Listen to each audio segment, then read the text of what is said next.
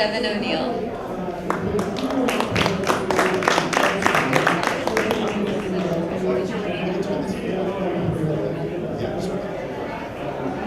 Hey, so my name's Devin, and I spend a lot of time writing and thinking about pop stars. And my work has gotten weirdly relevant lately because, I don't know if you've noticed, some of our politicians are starting to behave an awful lot like pop stars.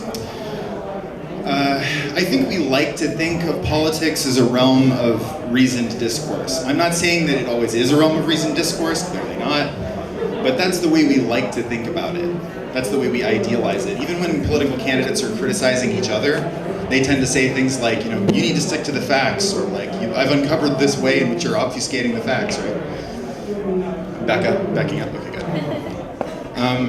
So the ideal, sort of platonic ideal of political discourse is like this thing where one side is proposing evidence and policies, and the other side's shooting down that evidence and those policies, and through this process you resolve towards something like truth, right? And when we do think about emotional and affective factors in politics, we tend to think about them in terms of charisma. So we think about, like, somebody like JFK was attractive, and so it helped him win over voters. So we think about this one-to-one relationship between a political candidate and the voter that they're trying to win over when we think about emotion and affective stuff in politics a lot of times. I'm going to talk about an emotional factor in politics that's a little different from that. It's a little less linear and a little more like wacky. So when somebody like posts an article or a meme about Trump, for example, on Facebook or Twitter, people react. And social media is designed to amplify our reaction. So the UX is designed so that as soon as you see something, you can sort of reach out and react to it. It's designed to encourage that. So you see something, you react, you click like, you get into an argument. And what tends to happen with like candidates or public figures like Trump is that there's a group of people that feel liberated by what Trump is doing. They do exist. And there's a group of people that feel threatened and frustrated by what Trump is doing. And then those groups of people get into an argument on the internet and then comment threads and on YouTube and on Twitter, and they drive like Trump-related media up and up and up in Google's algorithms and Facebook's algorithms. And this is a dynamic we all understand and are familiar with, right? But it's still really difficult sometimes to resist participating in it. And what happens as a result of this is that the conversation around Trump grows and solidifies, and people develop more and more complex relationships with him as a public figure. They start to think about him in more nuanced ways, and he becomes like more and more deeply embedded in the culture. He becomes a sort of monument. And now, Trump, the political candidate, is like a thing. That's like a thing we all have to deal with now that didn't exist before, right? This is very, very similar to the way that pop stars build careers. So we'll take Miley as an example, because she's my fave. Or, well, I don't know, well, I won't. That's hard to pick. But like, so let's say Miley Cyrus like twerks her little butt on the MTV Video Music Awards, right? And everybody freaks out. And there's a group of people that feel liberated by Miley's twerking butt, and there's a group of people that feel threatened and frustrated by Miley's twerking butt, and they want her to stop twerking. And then these people get into arguments on the internet, and Miley's butt becomes like more and more deeply embedded in the culture. How's that for a metaphor, right?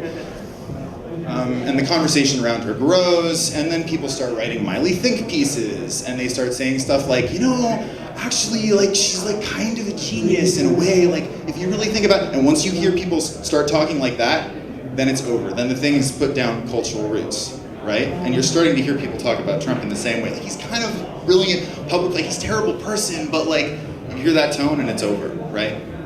And this seems on the surface of things like a relatively easy thing to do. I think the sort of common received wisdom is like, you just do something controversial, something provocative, something racist, or something like you sexualize yourself, and that gets you attention. You've generated controversy, and then you have a public presence. The bromide that people like to say a lot is, there's no such thing as bad publicity, right? That's not really true. I worked in PR for a while, and I promise you it is 100% possible to sink your own brand with bad press. That is totally a thing you can do. Lots of people do it all the time, right? And a classic example of that is, in the pop world at least, is there's a rapper named Iggy Azalea. Now, Iggy Azalea, she was a white female rapper from Australia. who sort of co-opted the patois and a lot of the cultural signifiers of like dirty South hip hop from the United States.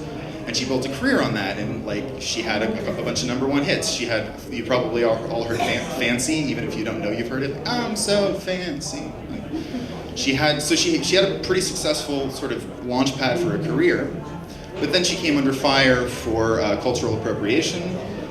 But maybe more significantly than that, she came under fire for the fact that she was co-opting and borrowing stuff from black culture, but she didn't come out and support when Ferguson happened and when Black Lives Matter happened, right? She sort of stepped away from the conversation. And so she came under fire for that, and her career sank like a rock. Like, she had to cancel a tour. She just recently released like a comeback single that I'm quite sure none of you have heard. It didn't make any splash at all. In fact, it's worse than that, because like a while ago, she released a comeback single, and it didn't work, and nobody cared. So she just released another one, and went like, just kidding, actually, this is my comeback. That's not a position you ever want to be in as a brand. Like that, at that point, you're like hemorrhaging money and triaging things, and you're gonna have to restructure your whole public presence, and you're gonna have to call me, and it's gonna be ugly, right? So it's definitely possible to sink your own brand with bad press. Now Miley is an interesting contrast to this, because Miley borrowed elements from Southern hip hop too. So why didn't Miley's brand sink? Well, Miley's brand is really complex and multifaceted, right? She has her queer youth activism and her Happy Hippie Foundation. She has her connection to Tumblr culture and the internet. She has this narrative about her escaping from the Disney machine and escaping from the whole Hannah Montana thing. So she has all of these different facets of her brand that could potentially make people feel liberated. So there's a group of people that feel liberated and a group of people that feel threatened, once again, and those two groups of people fight and they grow the Miley conversation. She's too complex for the culture to just chew up and spit out. Like Iggy Azalea's brand, you could just draw a circle around it. Like, she's a white female rapper from Australia who does dirty South hip hop, done. And once that aspect of her brand is broken, there's no recovery. She doesn't have anything else to offer her audience to make them feel liberated, right? So it's not as simple as just doing something controversial. You have to walk a line. You have to keep this group feeling liberated, and you have to keep this group feeling threatened. The undisputed master of this, by the way, is Kanye West. Kanye West has been famous for like 15 years now. That's insane, really insane, especially given the way that he handles his brand. It's difficult to become famous. TV can make it look easy, but you know if you live in Los Angeles that it's difficult to become famous because you see very like few people ever manage it, and you see all the people that are trying, like waiting tables and tending bar across LA. So a very small percentage of people that want, a lot of people want to become famous, very few people who want to ever manage it, and even the people that manage it don't manage to stay there for very long. Most of them like sink very, very quickly after they become famous. Kanye has been famous and relevant in creating relevant culture for 15 years. So even if you hate him, even if you hate his work, if you want to understand how to walk that tightrope, he's the person to watch. We keep sort of expecting his brand to like tip over under its own weight and insanity, and it keeps like not tipping over, and we're like all watching it. It's like the Leaning Tower of Pisa or something. So yeah, he's the one to watch if you want to understand this process. So all this stuff is really sort of like flashy and controversial, but I'm of the opinion that this process of creating and growing cultural conversations can also be used for good. Wait, actually, I should back up for a second. There's a concept I want to elucidate. When I was talking earlier about political discourse and political discourse being linear, right, or us thinking of it as a process of linear argument, when you're a pop star and you're creating a career, how can I put this? Like, when you're having an argument, like a logical argument with somebody, in a way, the goal of the debate, the goal of the conversation, is to end the debate, right? So if you're on Facebook and you're arguing with somebody, you're both presenting evidence, and you're like swapping viewpoints, and you can be fighting with each other, but the sort of implicit goal of the whole thing is we want to arrive at some mutually agreed upon data point, right? And then we can go home. Then the conversation can be over. And we all sort of know what it feels like when those conversations go on too long. Like you're on Facebook and you're like, this conversation ended like 3 hours ago, like I don't want to be talking about this anymore. When you're creating and growing, when you're doing like a pop star style career, your goal is to create the conversation and keep it growing and keep it continuing. So it rests on a completely different set of implicit assumptions. And that's the reason it's so hard for people to wrap their brains around it. Why won't Trump go away? Why won't Miley go away? We just want it to stop because their goal is to keep it going and to grow the conversation. So, like I said, this stuff, the examples I've given are sort of flashy and controversial, but I'm of the opinion that this process of growing cultural conversations can also be used for good. I think one of the best examples of that is what's happened with the queer community and the LGBT community in the United States. Gay culture, queer culture, LGBT culture, they've created incredibly addictive, incredibly subversive, incredibly powerful cultural narratives, right? That have made one group of people feel very, very liberated, like think like Grace Jones, like very liberated, and then like another group of people feel like really, really threatened, right? And as a result of that, the conversation around queer culture has grown and grown and grown until it's subsumed US culture in itself. So the war is far from over, obviously, but you can't exist in popular culture right now without defining yourself in relation to this embedded sort of firmament of public queer culture. Like you have like shows on Vice now, Gaycation with Ellen Page, and you have like drag culture, and you have West Hollywood. So you have to have a relationship with this thing now if you exist in popular culture, and it's because they grew the conversation in this particular way. So I think this is a process that can be used for good. So if you want to engage in this process, if you want to start a cultural conversation and grow it and feed a concept in this way, how do you do it? Well, the most efficient way on a personal level that I know is you find something in yourself. So you sort of go inside yourself and you find something that you have a really powerful emotional relationship with, some central core conflict of your personality, some traumatic experience you had when you were a kid, or some joyful experience, something that you're obsessed with. People talk about passion. But the other factor is this thing needs to be something that you were really not super comfortable sharing with other people. Like it needs to be something that you're a little scared to tell people, something that you really sort of don't, it makes you uncomfortable that you're like this or that you're interested in this, and you really don't want other people to know about it. And then you take that thing and you share it with other people. So you create messaging or media out of that thing that is legible, and you get it in front of an audience. And how to do that is like a whole other talk. But you get it in front of an audience because I guarantee you, if you pick something that's dear enough and terrifying enough to share, when you share it and get it in front of that audience, there are going to be people in that audience that go, holy shit, me too. I felt that way. I wasn't going to tell anybody, but now I feel liberated.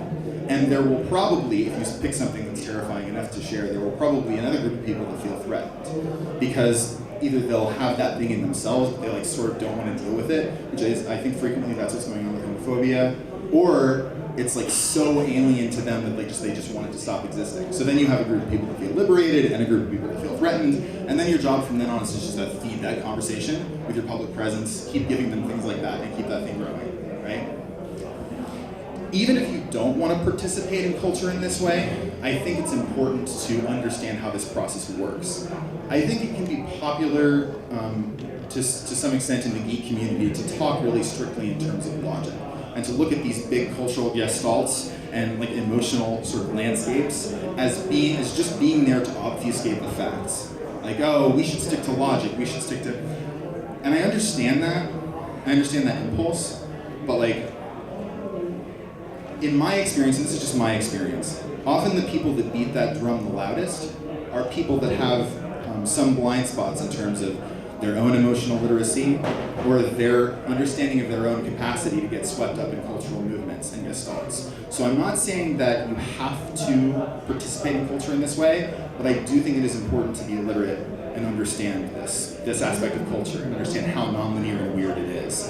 But if you do decide to sort of do this, you just sort of decide to sort of detonate yourself like a cultural bomb like this, I only ask that you please use your powers for good. Thank you. Do you have any questions? Okay. My question. Yeah.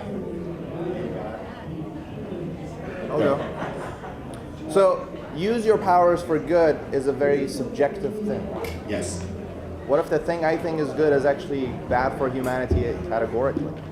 Well, then we deal with you the same way we deal with all other sort of interhuman moral conundrums, right? That's the same reason wars happen. It's the same reason, like he was talking about the nonprofit sector earlier. There's some nonprofit causes that people think are awesome and that other people think are terrible. That's sort of a basic human problem, right?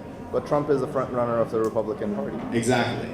Right. It's a huge problem. This is one of the things that I was writing about this OL on the internet. Like, yes, like Kanye West and like Donald Trump are like employing a lot of the same like social hacking principles. The problem is that Donald Trump is running for president of the United States.